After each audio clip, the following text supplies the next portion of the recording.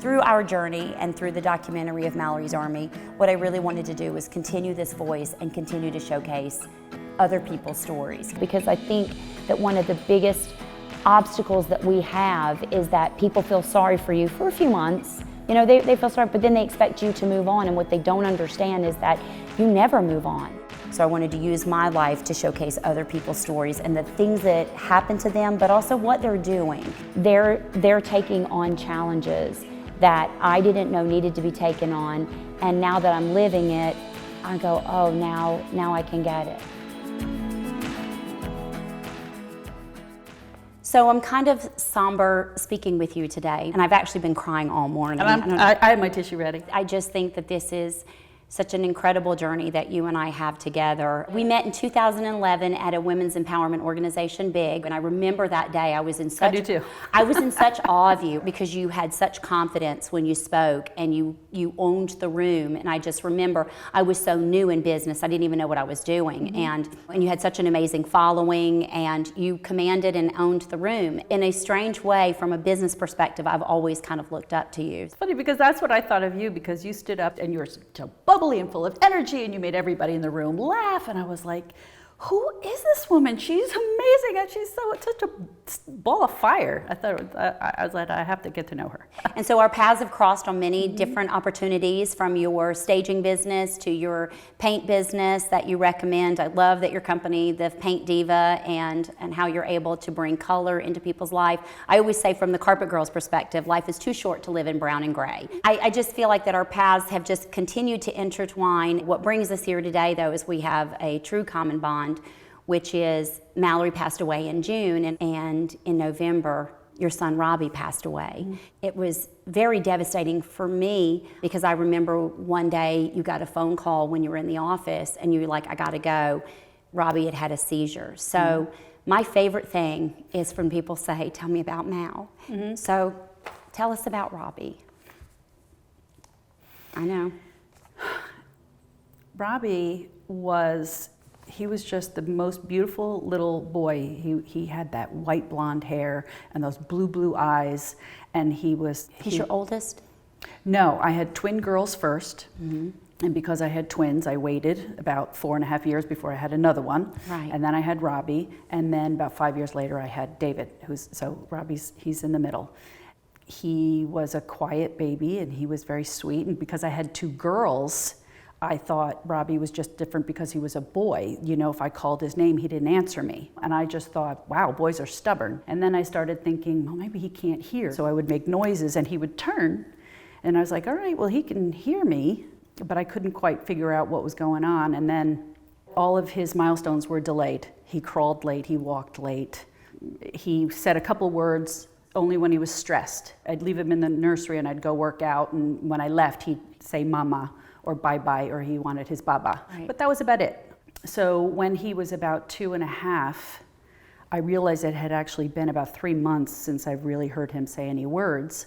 And I was at gymnastics with my girls, and the other mom was a speech therapist, and I said to her, you know, I don't think I've heard him say anything in the past 3 months. And her eyebrows went, what? And I was like, is that bad? I guess that's a bad thing. Right. She said, you need to get his hearing and speech evaluated right away. Right. And meanwhile, my pediatrician kept telling me there's nothing wrong with him, that his sisters are spoiling him. My own brother didn't speak till he's 5 years old. He's fine, he's fine. So after the therapist said this, I went back to the pediatrician and I said, I think I need to get his hearing and speech evaluated. I took him over to Overlook Hospital, and they evaluated him, and they did a bare test on his hearing and stuff, and they said, well, his hearing's delayed. What that means is there's a little bit of time from the time it comes to his ear to when it registers in his brain. But none of this was meaning anything to me. So they said, we recommend that you take him to Summit Speech School for hearing impaired kids, and he had had ear infections, and he had had asthma, and all these other things. So we thought that it was because he had so many ear infections that he couldn't hear high-pitched sounds, and so he was just a little bit delayed with his speech. And then when we were taking him to therapy, he wasn't responding. They would play with little cars and trucks, and they would make noises, vroom, vroom, vroom, and Robbie just would take the toy and chuck it across the room. He wanted nothing to do with it, and he wanted nothing to do with any of the therapies and stuff. my therapist, she said, I think we might be looking at autism here. You need to get him checked out. And I said, she doesn't know what she's talking about. And then we took him to the developmental pediatrician at the Children's Specialized Hospital.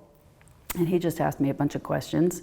He handed me a little pamphlet at the end, and he said he has PDD, which is pervasive developmental disorder, not otherwise specified. And he just hands me this little pamphlet and says, go home and read it.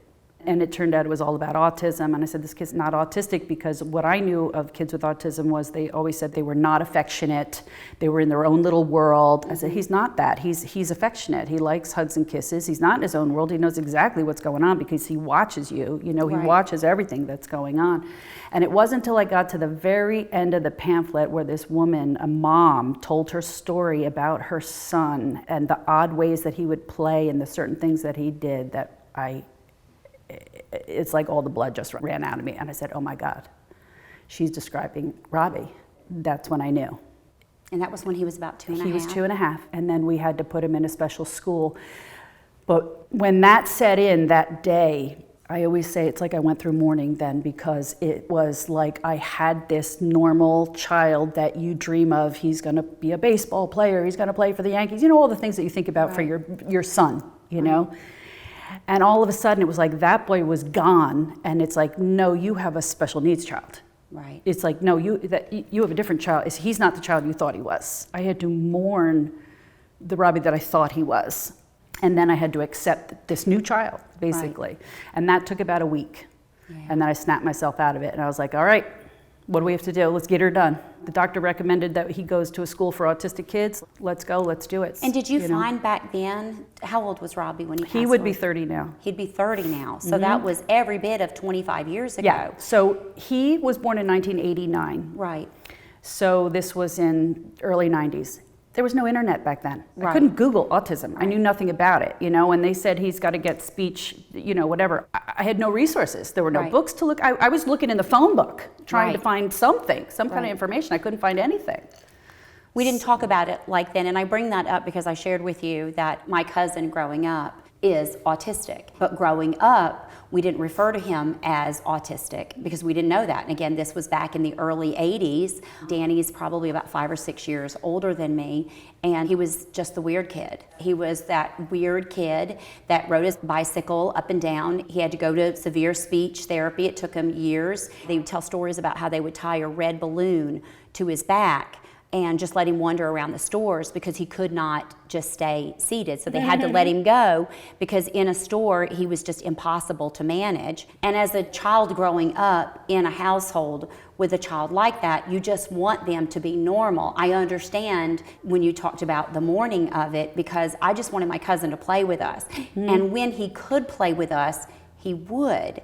But I do know that there was this level of difference that was with him, and our family was in denial, and they actually ended up moving to Hope Mills, North Carolina, because in that time that was the only place that had any form of like a group home for him to learn to speak, to learn to go to school, all of these things. But again, we never called it autism. I don't think I heard the word autism until middle to late 90s when I moved to New Jersey. Right. So when Robbie was diagnosed, it was 5 out of 10,000 kids that had autism. It was almost unheard of. And all I knew was I used to watch St. Elsewhere on TV, and one of the doctors on the show, his son had autism, and he used to, I remember the episodes, he would open the window and he'd go out on the roof, you know, and they'd lose him and they'd find him out on the roof and stuff, and he'd just stand there just staring at the light. And since Robbie was diagnosed, now it's like 1 in 50 kids. So we went from 5 in 10,000 kids to 1 in 50. Wow. So that's a huge, so I always say there's a tidal wave coming after him. Right. You know, Robbie was one of the first, you know, the beginning of it, but all the kids underneath him that are younger, there's just a tidal wave that's going to hit the system, and they're not going to be ready. Relating to your cousin, so there's it's called spectrum, autism spectrum, because there is a huge spectrum. So the fact that if he can walk and ride a bicycle and, you know, I mean, talk and ride a bicycle, and do those things. That's much different than my son Robbie. My Robbie was severe. I mean, the severe of severe. He was the lowest functioning form of autism. I mean, he still wore a diaper as an adult. He never spoke. He couldn't say a word. He didn't really understand anything that you said. So I always said that he really functioned on the level of a toddler. Right. And everybody's like, oh, you're so strong. How did you do it? Well, Robbie was my baby, and he never grew out of being a baby. You have that same the same bond and motherly instincts that you have when you have a baby, when they're an infant. They're completely dependent on you. And my whole life was wrapped around him, about changing him, feeding him, bathing him, keeping my life on his schedule. I always was self-employed because I had to be home at 3 o'clock when the bus got there. Right. And I tried hiring people a couple of times to get him off the bus and watch him, and they'd all last a day or two and then they'd quit. They couldn't handle it. And so my day began from the second I heard him get up, because he wore a diaper and he usually would soak himself every night. So the second he got up, he would go downstairs and I would chase him downstairs. I was trained at that sound, feet hitting the floor.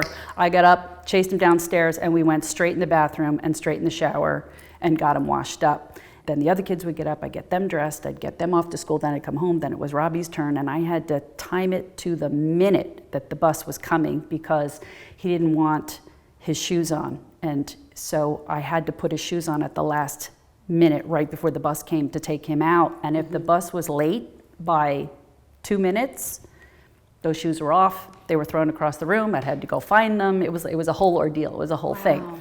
That's the way I lived my life, like to the second. And he had no patience at all.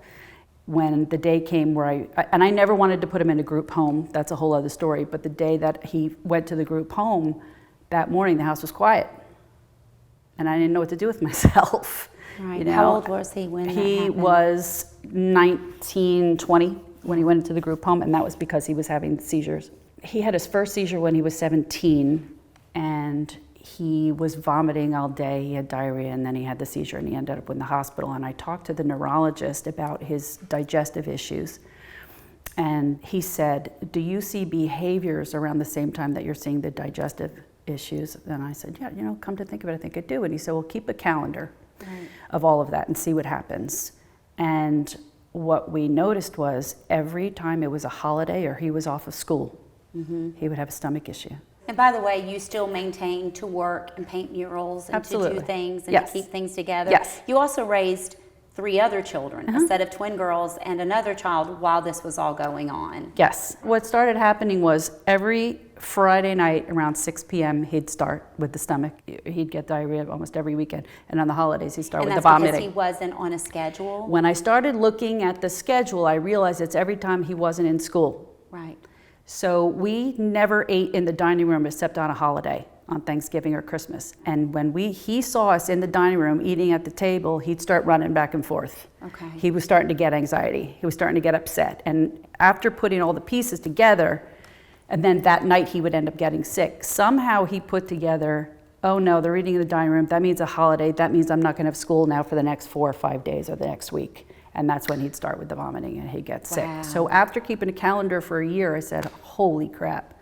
Yeah. He's making himself sick because he's not in school. Right. And his whole routine is off. It was very hard to find stuff for him to do on his days off. So that's when we realized if he could live at school, he'd be happy. And this was in 2008 when the stock market dropped and nobody had money for anything. I talked to the school board. I tried to get him into a residential school. That just wasn't going to happen. Then I finally, and I'm very independent, I don't like asking for help, but I had to finally break down and talk to the state and say, I need some help.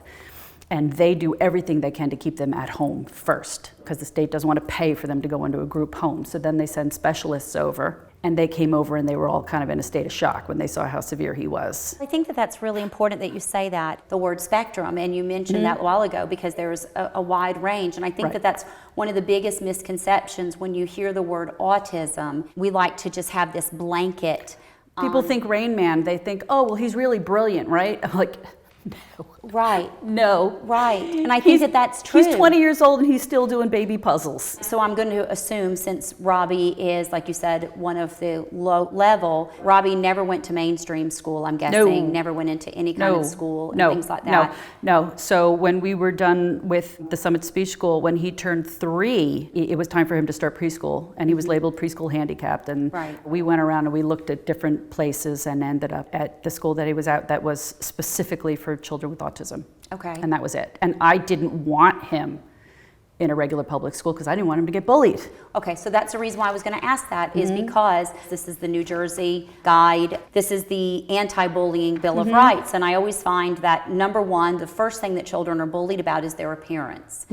Strangely enough, the way that a child looks and their body size or sexual orientation, those are the 2 top reasons cited for frequent harassment. But the very next one, it says 2/3 of teens report being verbally or physically harassed or assaulted, and it always has to do with disabilities.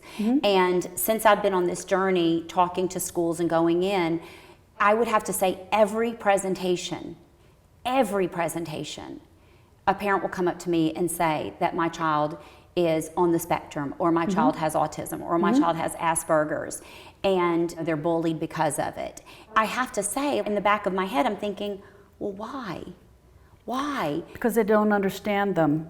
And I did a video blog of Robbie for 4 years, and I started hearing from people all over the world that were starting to inbox me. Right. Things that would just break your heart. Like somebody with special needs that would say to me, I wish my parents loved me the way you love Robbie, because they feel rejected by their own parents.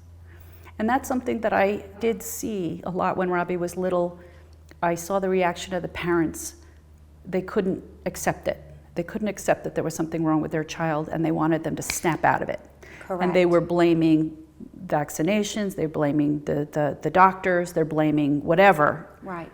I saw that in my own family, and I shared with you very openly that no one wanted to label anybody that it was, you know, you can just work through it. And I see that. I would say that more often than not, that parents are very frustrated because there's not the services, the education around it is not there. And I do think that there is a level of no information and almost ignorance around it, but not ignorance because they want to be, but just because there is no information. Like I said, I didn't hear the word autism until I moved to New Jersey, and that was in 1998. I've had parents say to me that their kids are being bullied, or when they get older, they have behaviors and the police aren't trained, they don't know how to work with them, the care workers don't know how to work with people with autism. The police they did it to my own son, they put him in handcuffs and took him away. There's no training and there's no understanding, which is why I was doing the blog, to try to teach people about autism. And that's one of the reasons why I did the books. I'm friends with a family where the boy has cerebral palsy, I think. And when they moved here to New Jersey, they did a film about the boy first and showed it to the class and the teachers and everyone, so that when he came, they all understood him. And I thought it was brilliant. I have to say, I'm so glad to hear you say that, because I think that Elon Musk actually said this. He goes, in the United States, if you want to know what's wrong with our education system, we teach the what, not the why. If we could teach the why, meaning if we could explain to children why their hair fell out, whether it's cancer, whether it's a skin disease, whatever, if we could teach the why, children are very resilient, meaning that they can comprehend what you're saying to them. If you can say to them, look, this is Robbie and his brain works differently, this is why his brain works differently. Teach the why, not the what. But here in America, we only teach the what. You need to know the ABCs, 1, 2, 3, social studies, memorize, test. And that's one of the reasons why I think our education system, and I think why children are bullying so much, is because they see someone that's weaker, they see someone that's weird or something's off, and we're not teaching the why. Why is this child suffering this way? Why are they this way? I know of some schools that have inclusion classrooms in the school, and they will bring typical kids in to work with them in their class, just so that there's that crossover, so that they get to know them, which is, I think, is a good thing. I do too. when I started writing the books about Robbie, I had a couple of teachers that said to me, oh, I can't wait to read this to my classroom. And I thought, there's an inclusion classroom, or if there's a kid that's coming into the class that has autism, all the teacher has to do is read the story to the kids and they'll understand. Because I have each chapter, he's stimming, doing all the little autistic things, and then at the end of the chapter, I do a mom's minute, which is written to the adult, the teacher, the parent, whoever, and it explains this is typical behavior of people with autism. It's actually called stimming, or when they run away, it's called eloping, it's a little educational, Right. whatever. And then I show pictures of Robbie, Right. So that they get to meet the real Robbie. So before we get into the book, let's talk about that day. So let's back up, because you're really part of my story. My daughter had a baby, and I was down in North Carolina helping her with the baby. And I don't remember how I found out, but I heard about Mal, and I was shocked. I was stunned, because I knew you. I've worked with you. I've met Mal. I've been to your house. I'm like, wait, what? I know. What? I know. And I was stunned. And, and here I am with this new baby, this new life. The whole balance of that was just very strange. Yeah. Then 2 days later, my pastor's son got into a car accident and was gone in a second. They don't even know why. So it was within 2 days, 2 people that I know very well lost their child. Boom. And I was shocked. Yeah. And Brings you to your knees. And my son is like, Mom, why does this bother you so much? I'm like, you're not a mother, you don't understand. As a mom, Yeah. you try to put yourself in their place and you just can't. It's like you can't even imagine. Mm-mm. I had always been interested in heaven, and years earlier I had read a couple books about heaven. I wrote a song. I remember this. You and I had this conversation. You reached out to me. Yes. Yes, because you brought me a book. Yes. Right? Okay. Yes. Yeah, I do remember so this. So I had read this book years earlier about this woman that was having these experiences where her spirit would go to heaven, she'd come back or whatever. And she wrote this whole book, and I thought it was fascinating. And I'm a Christian. I've always been in ministry. I sing in worship teams and things like that. So just the whole concept of heaven and the Bible and everything, that's just everyday stuff to me. Right. Okay, so 6 months before Mal, couple from church, their 24-year-old son went to sleep and never woke up. And that was the first blow. And then in May, this is a month before Mal, I met them for lunch, and they were telling me about these books that they read by this woman and these videos and stuff, and they were telling me this description of heaven like I've never heard before. So a month later, this happens to Mal, and this happens to my pastor's son, and I said, I gotta get these books. And I read them, and I just became obsessed with it. And I found her on YouTube, and I would watch videos every night before I went to sleep. Every morning while I'm putting my makeup on, I'm listening to her. I wanted to know everything there was about heaven. And then all of a sudden, on November 7th, it was election day, I get a phone call at 7 in the morning. Now, anytime the phone rang early in the morning like that, I knew it was the group home calling me to tell me Robbie had a seizure. Yes. And immediately my heart leaps, because if the seizures lasted more than a minute, that meant it's a 911 call, ride in the ambulance to the emergency room, and I have to go meet them there in the emergency room. And I had a whole kit ready. I had his change of clothes, I had his DVD player, I had everything ready to go. But this phone call was different. The aide was on the phone, and he's stumbling on his words, and he said, it's 20 minutes. I said, 20 minutes? That's a hell of a long seizure. What do you mean 20 minutes? And he goes, he's not waking up, and he hangs up. I was like, what is this? What? I have no idea what's going on. So I grabbed my stuff, threw my clothes on, started heading to the hospital. I called my pastor right away. I said, start the prayer chain. On the way to the hospital for Mal, I called my sister, and it's Wednesday night. Wednesday night you're always in church. Yeah. And Wednesday night I said, take everybody to the sanctuary, drop to your knees. It's funny that we're just immediately, our core is just start praying. Go get the pastor, go get everybody you can, go to the sanctuary, drop to your knees, and just start praying. Yes. Yeah. And then I called my husband, and I said, I'm on my way. I don't understand what's going on this time. They said he's not waking up. And my husband knew. He had his friend from work drive him there, and he said to him in the car, he says, you know Robbie's gone, right?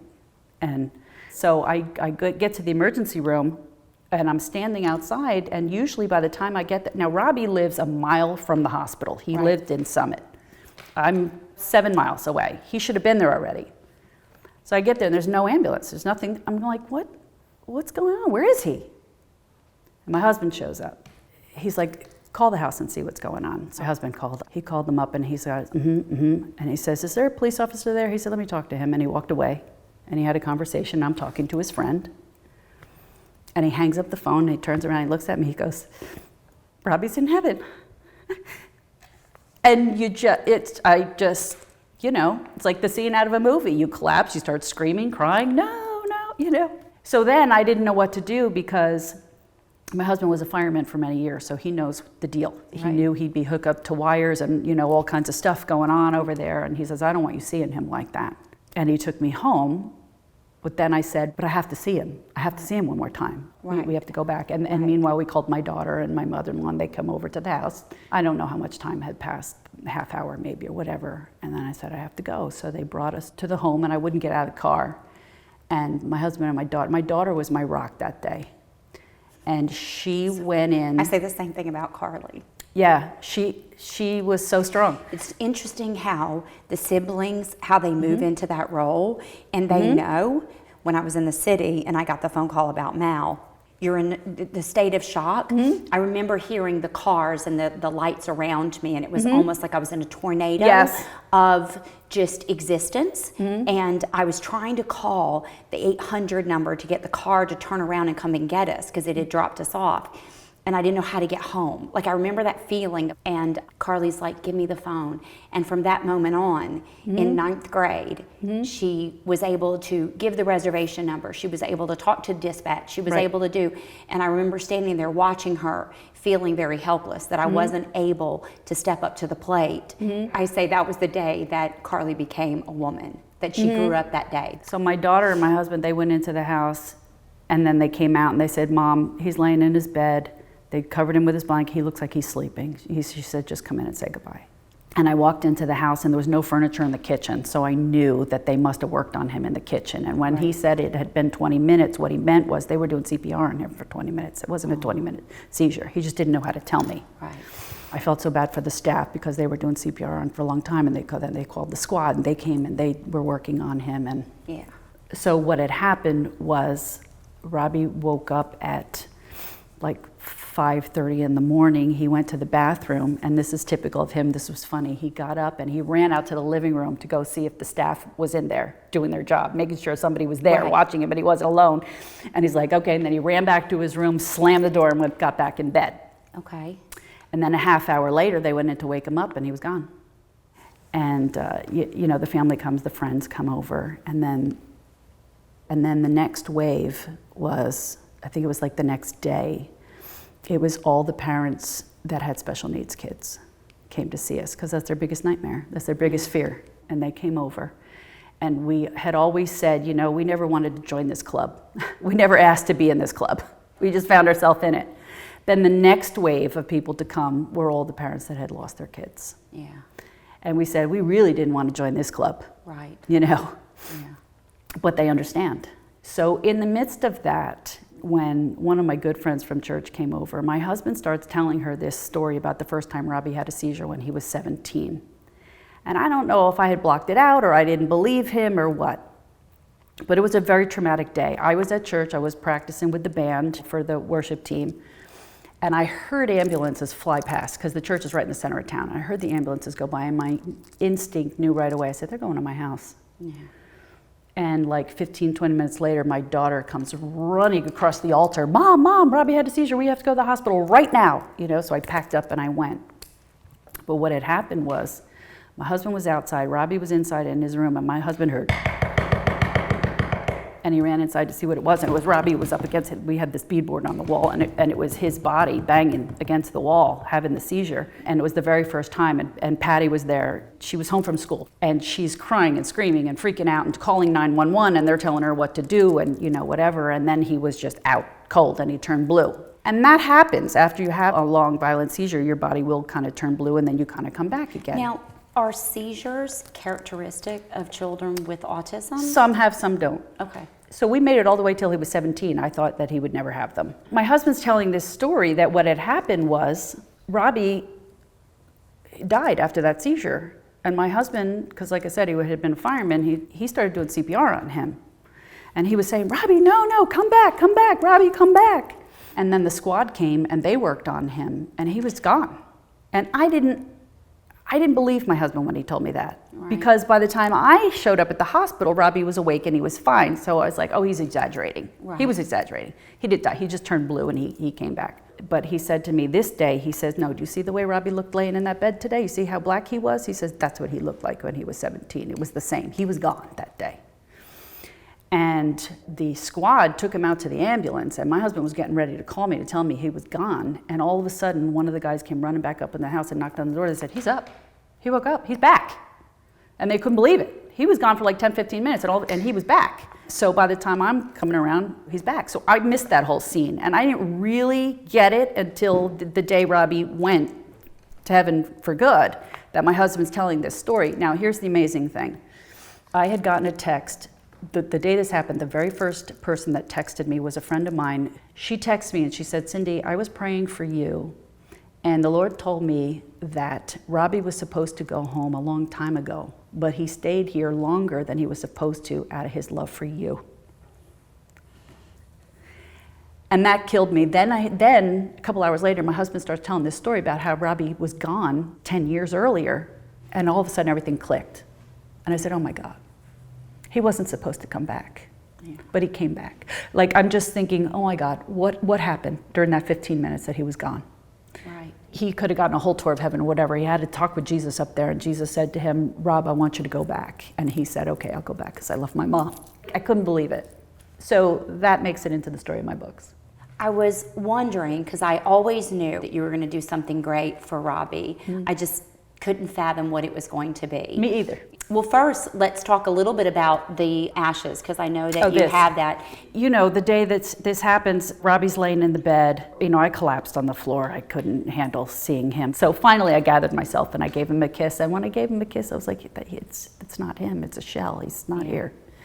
The whole thing's weird. So you sit there and you're trying to process it. And the next thing you know, the funeral home is showing up and getting ready to take them. And they said, all right, we have an appointment for you to come at 1 o'clock. So you go to the funeral home. There are no words to explain what you're going through during that time. No. And then, you know, you show up for your appointment and they start going through the paperwork and they're like, okay, you want him cremated? And I was like, I'm sorry, can I process what just happened? Right. And just that 1 second of a thought of him going into, I was like, I couldn't. I got up and I walked out. And my daughter was there. My daughter she took care of everything. I said, just save me some of the ashes in case I want to make a necklace. And she had the brochure and she just slid it across the desk. She goes, here you go, pick one.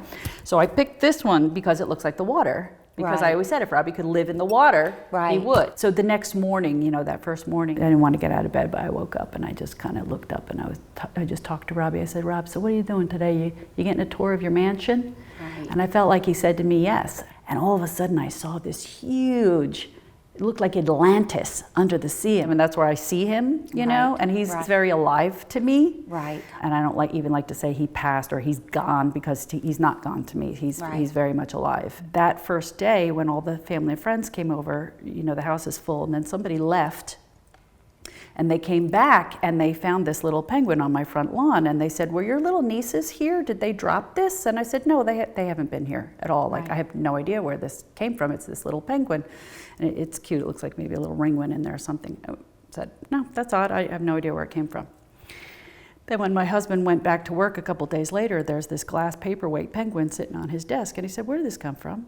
He's asking all the guys at work, did anybody see this before? No. And everybody's like, no, we've never seen it before. We have no idea. And he's like, that's really weird. And he brought it home. And then it kept happening. We kept finding penguins. We're like, where are these penguins coming from? So we were like, all right, something's up here with the penguins. This is just getting weird, okay? So then like a week or two later, whenever I was ready, we went to his group home and we went to finally go clean all his stuff out of his room. And I gave away some of his coats and clothes and stuff. And Robbie used to watch Disney movies obsessively. Curious, what was the last movie he watched? And I hit the eject button and out comes Happy Feet with the dolphin. I said, you son of a gun. I said, this is coming from Robbie. Robbie is sending us penguins, you know. And I always knew he loved Mary Poppins and the scene where Dick Van Dyke dances with the penguins. That he always would laugh at that. He always thought it was cute.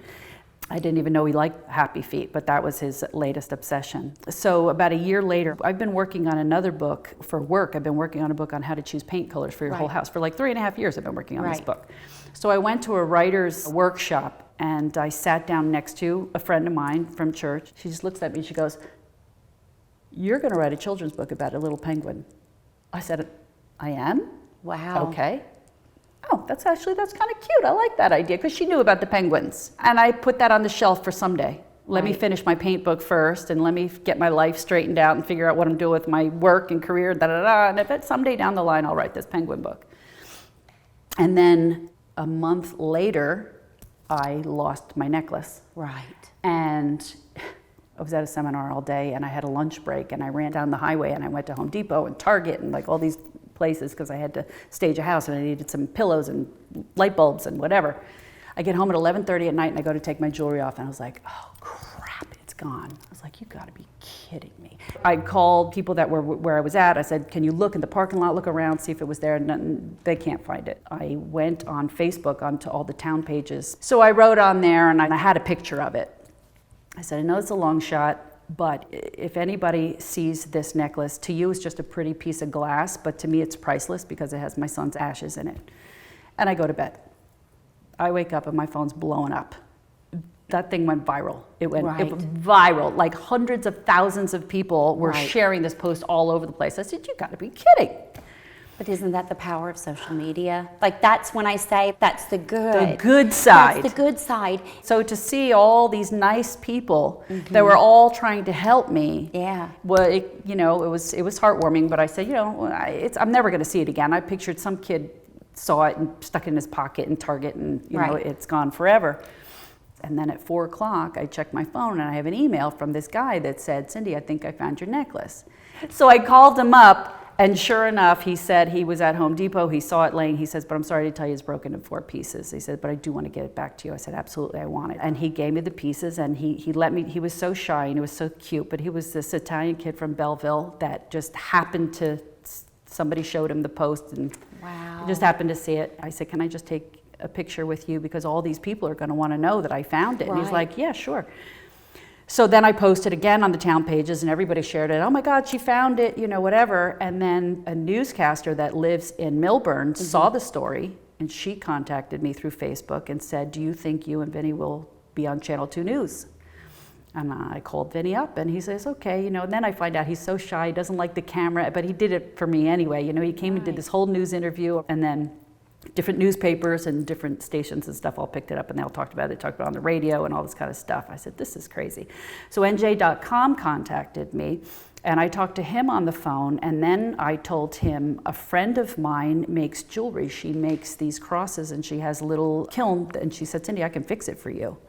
And he says, oh, I want to film that. So he brought a cameraman, and they followed me that day, and we went to her house, and we put the pieces in the kiln, and he filmed it, and then we went to my house, and he interviewed me. They did this beautiful tribute video. I can't even watch it. It makes me cry. It's so beautiful. But they went on my YouTube channel, and they used some of my videos of Robbie that I had, and he put this beautiful video together of Robbie, and that was it. I thought that was the end of it. And then 2 or 3 weeks go by. I was in New York. It was my birthday, and I get a text, and it was like 7:30, 8 o'clock in the morning, and I'm starting to get these texts. I'm going, who is texting me at 8 o'clock in the morning on a Sunday morning? And they said, you're on the front page of the Sunday Star Ledger. I said, what? The reporter had held the story till my birthday. And I said, Robbie, you stinker, you're at it again. Right. You're doing it again. You're making stuff happen. Yeah, it just touched a lot of people. It's really, because it's a feel-good story. The minute that there is something like this that happens, I truly love seeing the community come together. And people that I don't know. Right. They're all strangers. We moved to Rockaway. We had only been there 2.5 years when this happened. I didn't have any roots to the community. I didn't know anybody really. Mallory's passing taught me a lot about community. It taught me a lot about the power of relationships and the power of people. And I think that that's really what gave me the strength to move forward, to start speaking, and it has given me the strength to use my life. And I feel that way with you, with Robbie. So the books, tell us about the books. The first chapter is really just about Robbie being a toddler, and he doesn't talk, and he really likes to rock, and he doesn't play with blocks. And the preschool teacher figures it out, that he's not really like all the other penguins. And then mommy takes him to the doctor, and the doctor hands her the pamphlet, just like the doctor did to me. And then she has to tell the papa. And that's the end of the story. I said, well, that's just the beginning of the story. I mean, Right. there's a whole lot more that I have to tell. So within a week, I wrote all 12 chapters. It follows Robbie in all these journeys of when he's little, because it's Right. geared to children. And it's about when I was the brownie leader for my girls. And as we're doing the brownies, I turn around, Robbie's gone. He took off. He ran outside, tried to go find him, and he's off in the brook behind the school. And I went and found him in the brook, splashing away, having a good old time, thought it was hilarious. Yes. They have no idea of perceived danger. And that was just the beginning of my journey of him eloping. And, you know, he ran away at the fireworks, and we had to get the whole fire department, rescue squad, police department, everybody out looking for him. You know, all these adventures that we had. So there's terminologies that you use throughout the book to also educate. So I know that you use the word spectrum because it's Robbie and his spectrum of adventures. Is that it? Yeah. Yes. So at the end of each chapter, I do a mom's minute, and I explain what's kind of really going on. So in that chapter, I'll talk about how kids with autism love the water. They're usually obsessed with water, and it's really important for them to learn how to swim at a young age. So the Mom's Minute explains to the parents things like that. And then when he runs away, I say this is called eloping, and you know, we had gotten an ID bracelet for him, and a stimming, all these little behaviors, and the rocking and the tics, spinning and all that kind of stuff is called, it's stimming. But I thought it was good for, because I have friends that are teachers that said that they'd love to read these books to their kids in their classroom. Right. One mom, her son is a high functioning, he's autistic, but she's a teacher in a regular public school. She would like to read this. And as soon as she told me that, I said, you know, I could see if an autistic kid is part of the classroom, or if there's a contained class in the school, it would be wonderful if the teachers could read these stories to their typical kids, and it would help them have an understanding of their classmates that have autism. And then I'm hearing from other parents that their kids are bullied. Here's the thing with the spectrum. Robbie was really severe. He never would have made it in a regular, typical. So there's no way. He needed so much hand over hand care just teaching him. He couldn't speak, but he used to use picture exchange. You want a drink, he'd hand you a glass of water, and then they know, oh, you want water, you know. To me, the kids that are in that in-between, that have Asperger's, ADD, they just have kind of these quirky behaviors. They're socially awkward. They have a little bit of trouble in school, whatever. Those are the kids I worry about, because the parents just stick them in a public school and don't explain to the other kids what's really going on. Then the kids pick on them. If you would just tell them that this is just a mentality that I don't understand. I'm not judging any parent. Every parent's journey is different. I'm just saying for me, I don't understand it. My greatest fear, as soon as I found out that Robbie was special, I didn't want him to ever be bullied, and I didn't want him in public school because I saw the way kids were treated when I was in school. I saw how they used to pick on the special kids, you know? I was like, absolutely not. I want him safe. And when he was in special ed, it's a whole different world, and they all love the kids, and they're all special and loved, and you know, whatever. And that he thrived in that environment, and that's what was good for him. But I've talked to parents that their kids are, you know, I have friends that their kids are, they're being bullied, and they don't want to go to school, and they're not getting the help that they need in public school, and the teachers too. The teachers, they get irritated by these kids because they don't really have the training, and they don't understand why they won't sit still, and why did they do this, you know, all these things. What's the one thing that you think that parents need to know today? It's the number one message of my book. Just love him the way he is. Love him the way he is, and that's what I'm going to do. Do I believe that God could heal him someday? Absolutely. But for now, he told me to love him the way he is, and that's what I'm going to do. And I had no idea how profound that was. Because then when I started seeing other parents that can't accept their kid for who they are, and they reject their own children, they're trying to snap them out of it, they're trying to change them. Why can't you just love them the way they are? And I would piggyback that for the people that are watching this who have children. Maybe we should just accept them for the way that they are. Meaning that if we could teach acceptance, of course I bring it back to Mallory, but if the girls that bullied Mallory would have just left her alone, just left her alone. She didn't have to be friends with you, but if you'd have just left her alone, that would have been enough. That would have been enough for Mallory. And just accepting that we're all different, that we all beat to a completely different drum, that we have common ground. I love that we started with our commonalities, because we really do have this great synergy between us, and we have common ground. But we're different people, we have different journeys, but we're humans and we have common ground. But just to accept and to understand, if we could just start teaching our children that you don't have to agree with everything. I don't have to agree with your political views. I don't have to agree with the way that you do things. I don't have to agree that you like one type of food and I like another. Right. But I definitely don't have to hate you for doing those things. Right. Even online, I feel like you try to change people's attitudes and change. You don't change. Don't try to change people. Don't try to change your husband. Don't try to change your kids. It's unconditional love. Just love people unconditionally. So Robbie used to love to ride in the car, and if he was having a really bad day or he's upset, we would just go for really long rides in the car. So the underlying message, every single chapter of the book ends with, Robbie is a penguin who loves riding in the car. His mama always says, I love you just the way you are. And every time I say it, I cry.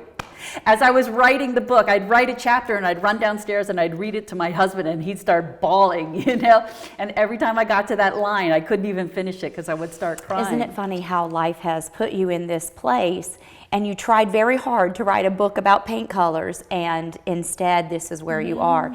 And not only did you write the books, but I find it I'm just in awe that you illustrated them. Yeah. So you have started a Kickstarter because we need to raise money. Yes. We need to raise money for your program, for your books, so that we can get them published, so that we can get them out and get them in the hands of teachers. So we are going to make sure that we have a link to your Kickstarter so that we are going to ask all of the Mallory's Army followers and listeners that are reading about this story, we want them to donate to your organization. We want them to help you. Right. I know that you have great things that you are going to do for autism, and I know that Mallory's Army wants to be a part of it. I was really having a lot of anxiety about speaking with you today just because I knew that it was going to be. It's too close to home. It's way too close to home, but I'm glad that both of us have found a way to give back to our communities and the way that we can give back. I think this is a wrap. So I want to thank everybody for listening and paying attention today. I think that it's so important that we have strong conversations around autism spectrum, and I am so grateful to all of you. For more information about Mallory's Army and for more information about Robbie's World and his spectrum of adventures, please pay attention to the link at the end of this show. We will continue to showcase and do more for autism, and thank you for watching today.